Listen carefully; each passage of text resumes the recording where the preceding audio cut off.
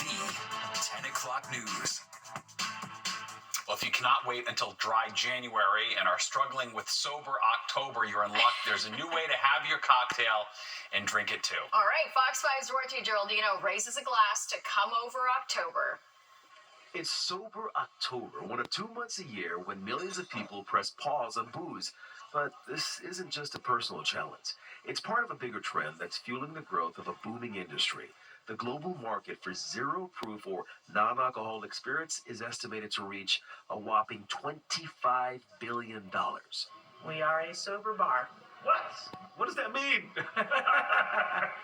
Well, it's just like a bar, but all of the products that we have here are alcohol-free. Abby Eamon runs Hakata Cafe and Elixir Lounge near Tompkins Square Park. Her drinks are as enticing as any cocktail, but here's a twist. They're completely alcohol-free.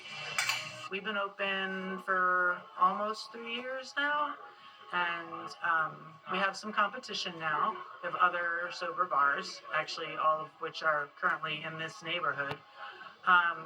But there are quite a few of them around the country. But if you're thinking October is just about dry drinks, well, think again. There's another trend making waves. It's called Come Over October. It's all about wine, whether you prefer zero proof or the full-bodied stuff. This movement celebrates wine's long-standing role in bringing people together, breaking the ice, building community. It has brought people together because of its ability to create connection and community. Karen McNeil is the author of the Wine Bible. She's also the creator of Come Over October. We hope that Come Over October resonates in that kind of way. And what we found, we have reached 1.4 billion people as of yesterday with this message.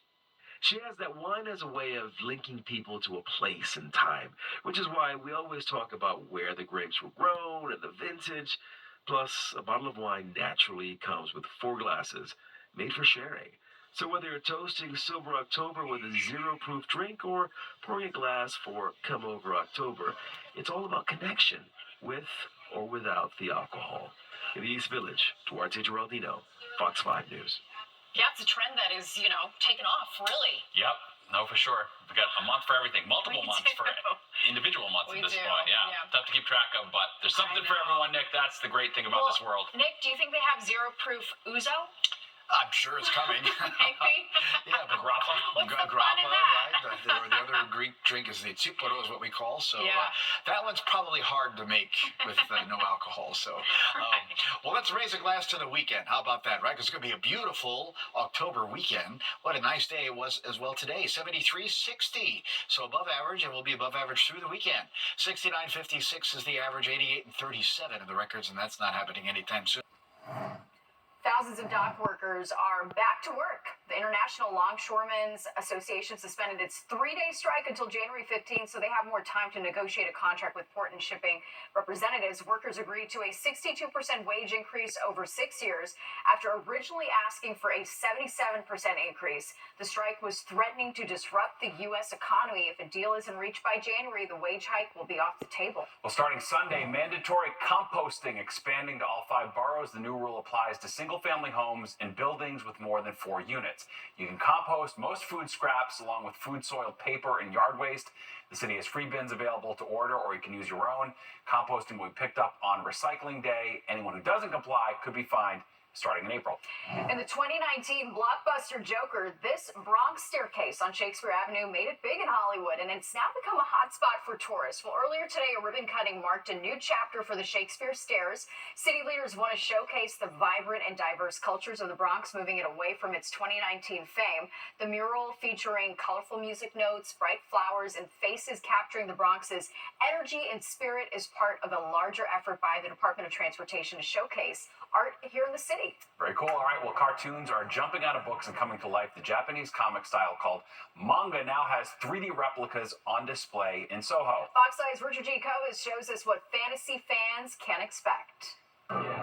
For native New Yorker Kevin Iorati, tonight was more than he has ever dreamed of. It's like an escape, right? And just being transported here, it's like, to me, it's fire. It's legitimately fire. And Kevin, a lifelong anime fan, wasn't alone. The hype at Kodansha House's pop-up is in full swing. This month-long event features anime movie screenings, video games, comic books, Q&As, and signings with world-renowned artists. Thousands have already snatched up tickets, selling out every manga event through the rest of October. It's amazing.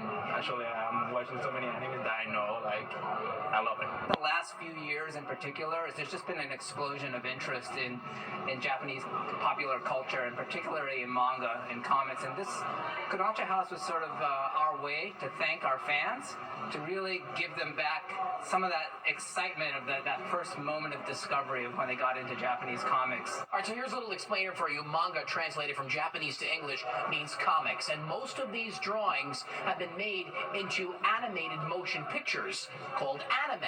And that's where this frenzy started. I think this is his first U.S. appearance, or one of his first appearances, at least that I know, where he's also doing signings and like Q&A and stuff. We're talking about Shuzo Oshimi, who flew in from Japan for one of his first and only U.S. appearances. Oshimi is behind the fan favorite Flowers of Evil, which is on display for the first time. A comic that touches on themes of adolescent love and dating. Oshimi, through a translator, says he can't believe the amount of fans who showed up. It's hard to believe, to be honest, because I knew of the interaction of the fans online, on social media and such. However, I never seen these fans overseas in person, so this is really mind-blowing to me. This dynamic space for fans to connect, create, and relive the stories they love is open to the public Wednesday through Sunday for the next 3 weeks. A celebration of the magic of manga. It's a bop. To me, it's a bop. So if you're a manga fan or want to immerse yourself in the excitement, head on down to Kodansha House. In Soho, Richard Giacobas, Fox 5 News. That is really cool. Yeah, very cool. It is definitely hugely popular these days. Well, the news continues after this. Including a story